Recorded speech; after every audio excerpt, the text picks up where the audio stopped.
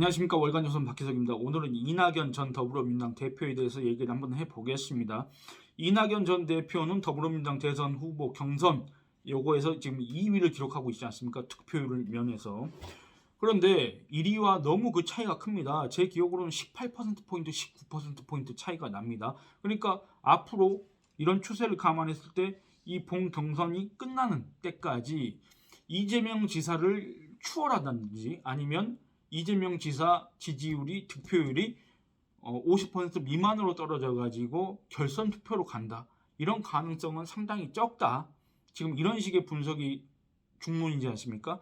그런데 요거에 대해서 이제 이런 분위기에 대해서 이낙연 전 대표 측에서 지금 반발하고 있습니다. 이 반발하는 가운데 하나가 뭐냐면 이 더불어민주당 중앙선관위에서 정세균 전 국무총리와 김두관 의원이 사퇴함으로써 그들의 득표를 갖다가 무효로 처리하고 기존에 이 남아있던 후보자들이 받았던 그것만을 유효 투표로 인정해가지고 득표율을 상향 조정한다. 이렇게 상향 조정했을 때는 당연하게도 기존에 득표율이 가장 많았던 사람의 득표율이 더 올라가게 됩니다. 이런 구조에 대해서 뭔가 불공정하다. 이거는 과잉 해석이다. 오류다. 이런 식으로 문제 제기를 하고 있습니다.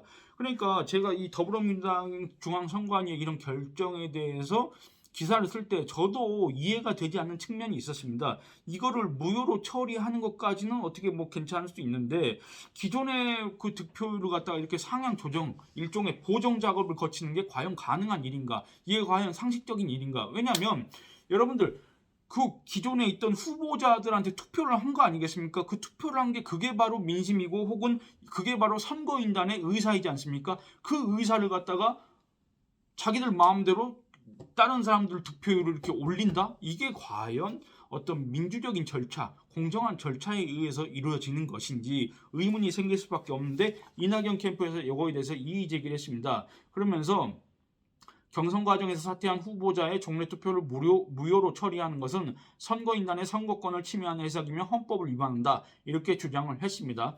그러니까 후보가 사퇴했을 때 그 사퇴한 후보에 대한 투표는 무효라는 이야기다. 이것이 마치 여태까지 모든 득표를 무효로 하는 것으로 과잉 해석하는 것이다. 이것을 바로잡지 않으면 나중에 선거 결과에 따라 엄청난 후폭풍이 올 수 있다. 이렇게 지금 경고를 했습니다.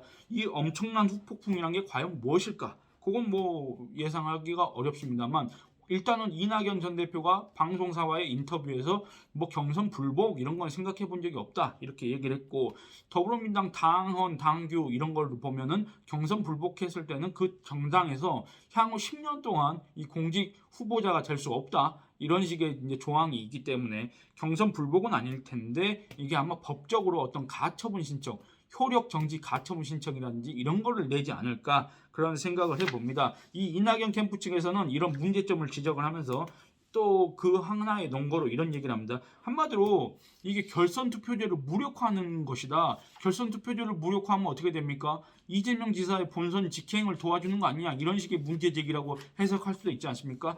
결선 투표제 이걸 무력화한다는 그 논리는 뭐냐면 예를 들어서 1위 후보가 49.9%를 득표했을 때 결선 투표하기 직전에 다른 후보가 사퇴를 하게 되면 A 후보, 지금 현재 더불어민주당 선관위가 지금 적용하고 있는 그런 어떤 보정 작업을 거친다면 이 1위 후보의 득표율이 50%를 넘어갈 수도 있다.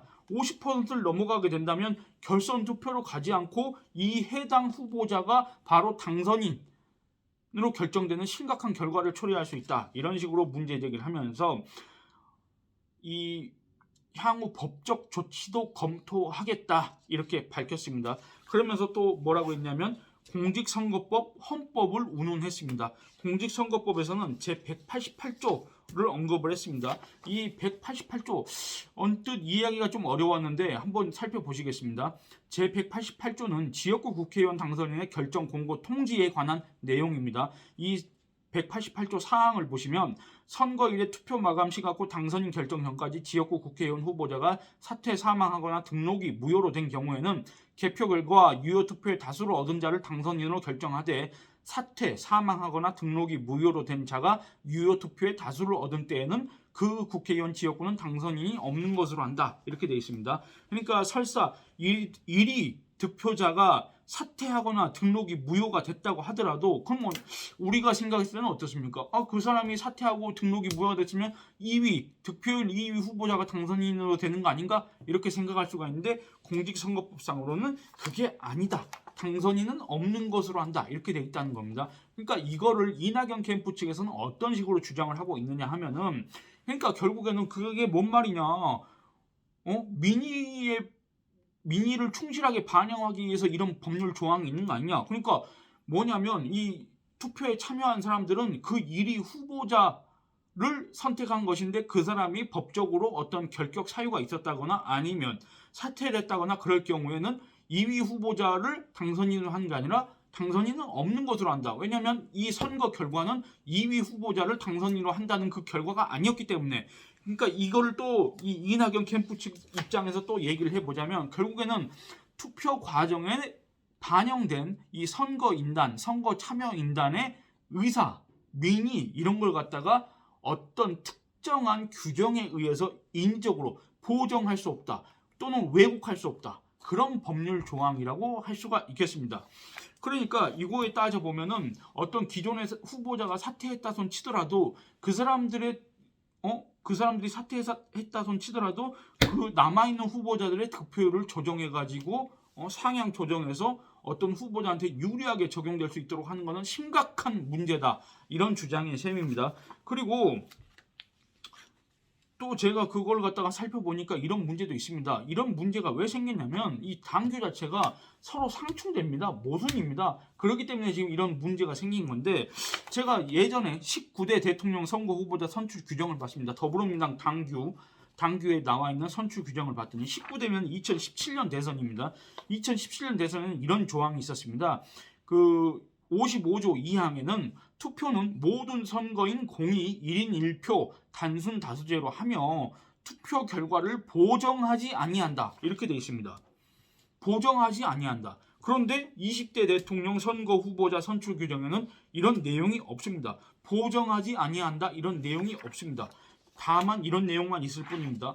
59조 경선 과정에서 후보자가 사퇴하는 때에는 해당 후보자에 대한 투표는 무효 처리한다. 2항 후보자가 투표 시작 전에 사퇴하는 때에는 투표 시스템에서 투표가 불가능하도록 조치하되 시간적 기술적 문제 등으로 사퇴한 후보자를 제외하는 것이 불가능한 때에는 선거관리위원회가 조치 방법을 정한다. 이렇게 되어 있습니다. 그러니까 경선 과정에서 후보자가 사퇴하는 때에는 해당 후보자에 대한 투표는 무효로 처리한다. 요거에 따라서 무효로 하고 각 후보자의 득표율을 보정하는 것은 민의를 왜곡하는 것이란 비판을 피하기가 어려울 수도 있습니다. 왜냐하면 2017년 대선 후보자 선출 규정에서는 보정하지 아니한다 이런 내용이 있었는데 이게 없어진 겁니다. 이게 없어졌기 때문에 이걸 갖다가 문제 제기를 하려면 얼마든지 할 수 있다. 그런 대목이다. 이렇게 해석할 수가 있습니다. 그리고 이낙연 측에서 주장하는 것처럼 본 경선에서 1위 득표자가 만약에 49.9%를 받았는데 그럼 결선 투표로 가야 되지 않습니까? 그런데 이거는 그게 바로 선거에 참여한 민의, 선거인단의 의사 이거이지 않습니까? 인위적으로 이거를 보정 작업을 거쳐서 어떤 후보자의 득표를 무효로 하고 남은 후보자의 득표율을 올린다고 한다면 결선 투표제, 이 당규 61조에는 결선 투표제를 해야 된다 이렇게 돼 있는데 이 결선 투표제를 도입한 그 취지, 당규를 만든 그 목적에 위배되는 것이라고 할 수도 있겠습니다.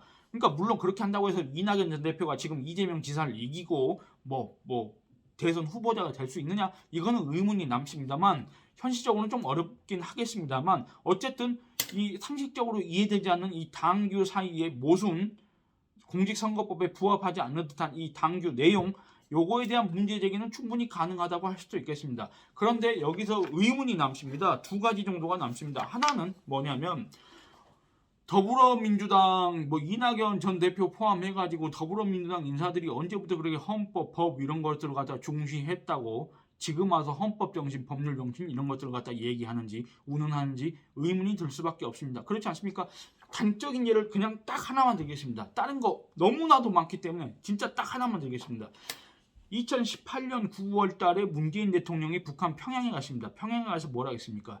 자기 스스로를 갖다가 남쪽 대통령이라고 했습니다. 대한민국 헌법 제3조는 대한민국 영토는 한반도와 그 부속 도서로 한다. 이렇게 규정하고 있습니다. 이 말은 뭔 말이냐면 이 한반도라는 이 영역, 이 공간에는 합법성, 정통성, 이걸 가진 국가, 정부는 바로 대한민국뿐이다. 이렇게 얘기를 하는 겁니다. 그리고 이거에 따라서 대한민국의 영토 이부, 북반부를 불법적으로 점유하고 있는 북한 독재 정권은 반국가 단체입니다. 북한은 나라가 아닙니다. 국가가 아닙니다. 그냥 체제이고 이 체제는 반국가 단체입니다. 그런데 문재인 대통령은 반국가 단체한테 뭐라고 했습니까? 김정은 그 반국가 단체 수계한테 뭐라고 했습니까? 자기는 남쪽 대통령이라고 했으면서 김정은한테는 국무위원장이라고 했습니다. 국무위원장의 국자는 나라 국자입니다. 그러니까 이걸 또 달리 해석하면은 김정은이한테 국무위원장이라고 한 거는 북한을 나라라고 한 것과 같지 않습니까? 그러면서 대한민국 대통령인 자기는 남쪽 대통령, 대한민국은 어디로 사라져버리고 한반도 안에서 유일 합법성과 정통성을 가진 이 국가, 이 정부를 운영하는 이 대통령은 어디로 가버리고 남쪽 대통령이라고 자칭하고 이거 헌법 위반 아닙니까? 이런 지적 많지 않았습니까? 이 밖에 너무 사례가 많지만 이낙연 전 대표를 비롯해서 더불어민주당 인사 지금 이낙연 캠프에 지금 들어가 있는 국회의원들 다 포함해가지고 이 문재인 대통령의 이런 헌법 위반 이런 행태에 대해서 헌법 위반이라고 비판받을 수 있는 이런 행태에 대해서 어떤 지적 한번 해본 일이 있습니까? 그렇습니까? 지금 와서 근데 헌법을 찾고 있는 거 어떻게 보면 참 뻔뻔하다 이런 어떤 지적을 하는 분들도 많이 계시지 않을까 그런 생각을 해봅니다. 그러니까 헌법 위반을 엄격하게 만약에 적용한다면 이 정권 더불어민주당 정권 문재인 정권 인사 중에서 떳떳한 사람이 과연 몇 명이나 있을까 그런 의문이 듭니다. 그리고 두 번째 해당 당규는 이 20대 대선 후보자 선출 규정 더불어민주당의 이 해당 당규는 2020년 8월 29일에 제정이 됐습니다. 그런데 이낙연 전 대표는 2020년 8월 30일에 더불어민주당 대표로 선출이 됐습니다. 그래서 지금 일각에서는 아니 이낙연 당신이 더불어민주당 대표로 있을 때 그 만든 규정을 갖다가 지금 와서 문제 제기하는 건 자가당착 아니냐 모순 아니냐 이런 식으로 지적을 하는데 그건 사실과 좀 다르다. 이거는 이낙연 전 대표가 더불어민주당 대표직을 맡기 전에 이미 제정된 당규다. 이걸 먼저 밝혀드리고 그러니까 그렇다고 하더라도 이낙연 전 대표가 해당 당규를 만들었을 때는 거기에 관여하지 않았다. 대표에 있지 않았다고 하더라도 당 대표로 있을 때는 지금 주장하는 것처럼 그 중차대한 지금 이낙연 캠프에서 뭐 문제가 많다 심각한 오류다 이렇게 주장하고 있지 않습니까? 그 중차대한 규정 당규의 오류를 발견하지 못하고 지금 와서 무슨 큰일이라도 난 것처럼 이렇게 얘기하고 행동하고 경고하고 촉구하고 이런 거는 좀 설득력이 없다 이런 생각이 듭니다. 그렇지 않습니까? 아니 그 사이에 뭐 엄중하게 또 보고 있다가 지금 와서 이러는 겁니까? 솔직히 이런 식의 행동은 설득력을 갖추기 어려운데 어쨌든 지금 현재 이 이낙연 캠프에서 주장하는 공직선거법상의 그런 어떤 규정들, 법률 조항들, 내용들 이런 것과 더불어민주당 대선 후보 선출 규정을 이렇게 비교를 해봤을 때는 상당히 상식적으로 부합하지 않는 면이 있는 것 같다. 이런 차원에서 이런 영상을 찍게 됐습니다. 예, 오늘은 이만 줄이겠습니다. 감사합니다.